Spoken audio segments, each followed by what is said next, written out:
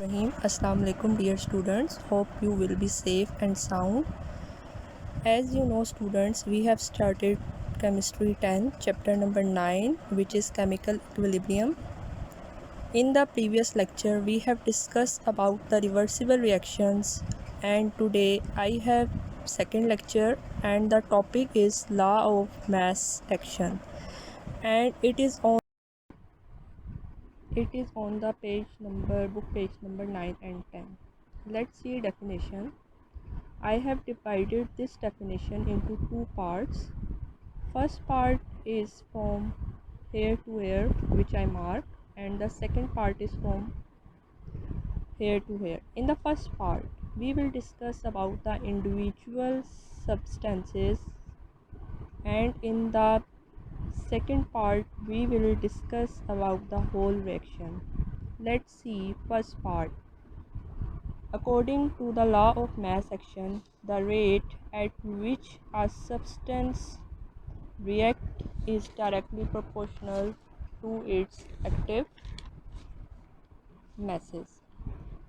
अब इसके first part में बात हो रही है rate of substance and active mass की। रेट ऑफ रिएक्शन स्पीड ही होता है किसी भी केमिकल रिएक्शन के, जो कि डायरेक्टली प्रोपोर्शनल है एक्टिव मास के। अब बात है कि एक्टिव मास हमारे पास क्या है। एक्टिव मास यहाँ पर एक एग्जांपल है जो कि मैंने यहाँ पर लिख दिया है। अब इसे हम देखते हैं कि यहाँ पर हमने ली है H2 यानी 2 मोल्स ऑफ हाइड्रोजन के, और 1 मोल हमने लिया है ऑक्सीजन का। यहाँ पर 1 नहीं लिखा, ऑक्सीजन के साथ 1 नहीं लिखा, क्योंकि अंडरस्टूड बात है कि यहाँ पर 1 ही होगा। यहाँ पर 2 मोल्स हैं हाइड्रोजन के और 1 मोल है ऑक्सीजन का। ये हमारे पास रिएक्टेंट्स हैं, और रिएक्टेंट्स हमारे पास कंबाइन करके प्रोडक्ट बना रहे हैं, और जो हमारे पास एक्टिव मास है वो 2 है हाइड्रोजन का और 1 एक्टिव मास है ऑक्सीजन का।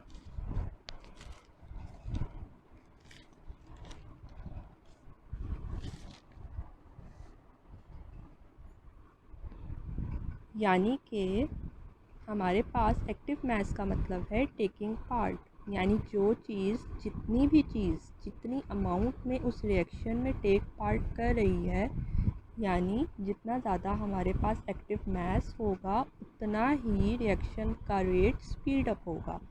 फर्स्ट पार्ट में यही बात बताई जा रही है कि rate of reaction directly proportional है एक्टिव मास के।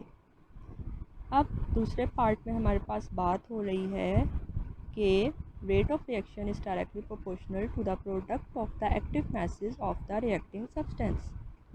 अब हमारे पास इसके एक्टिव मास जो हैं इनका प्रोडक्ट हमने देखना है, जो इसका हमारे पास कैसे आएगा प्रोडक्ट। देखें, हाइड्रोजन के 2 मोल्स हैं, ऑक्सीजन का 1 मोल, यानी 3 कंबाइन करके हमारे पास कितने मोल्स बन गए 3।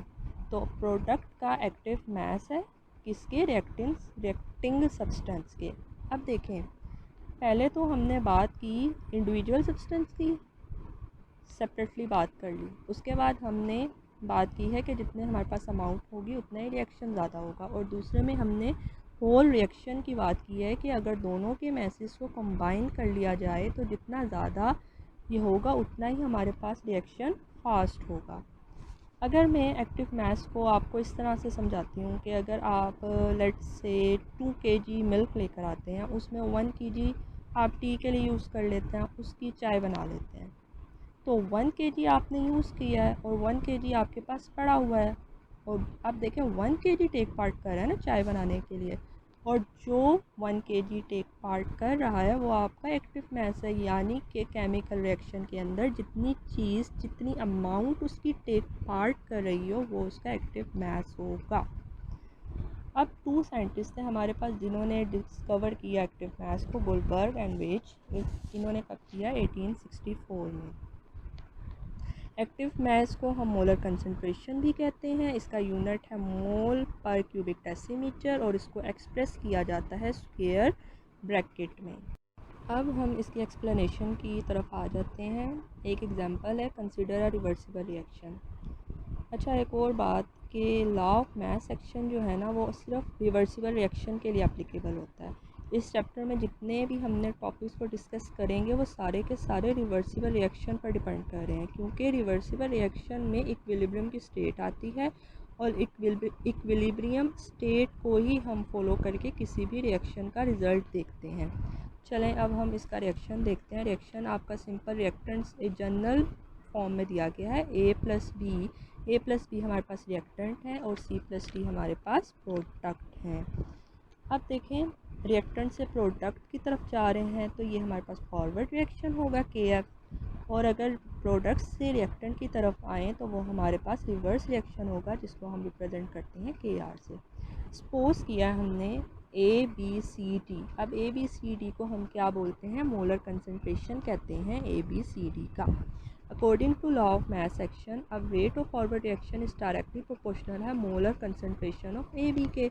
अब डायरेक्टली प्रोपोर्शनल का साइन चेंज करने के लिए हमने KR यूज़ किया है। वो प्रोडक्ट है किसके, active message of molar concentration C और D के। अब KF एंड KR हमारे पास प्रोपोर्शनैलिटी कांस्टेंट है। अच्छा, अब नेक्स्ट हम बात करें इक्विलिब्रियम स्टेट कैसे हमने बतानी है। इक्विलिब्रियम स्टेट में हमारे पास क्या होता है कि जितना फॉरवर्ड रिएक्शन होगा उतना ही रेट ऑफ रिवर्स रिएक्शन होगा, मतलब दोनों का इक्वली इक्विलिब्रियम स्टेट में चल रहे हैं, ठीक है। जितना रेट फॉरवर्ड का होगा उतना ही रिवर्स रिएक्शन का। सिंपली आपने राइट करना है फॉरवर्ड रिएक्शन की इक्वेशन को और रिवर्स रिएक्शन की इक्वेशन को। अब देखें, जो चीज़ ऊपर मल्टीप्लाई हो रही है उस साइड पे जाके डिवाइड हो जाएगी। ये आप बेहतरीन मैथमेटिकल रूल्स है, ठीक है। KF divide by KR which is equal to molar concentration of CT and divided by AB।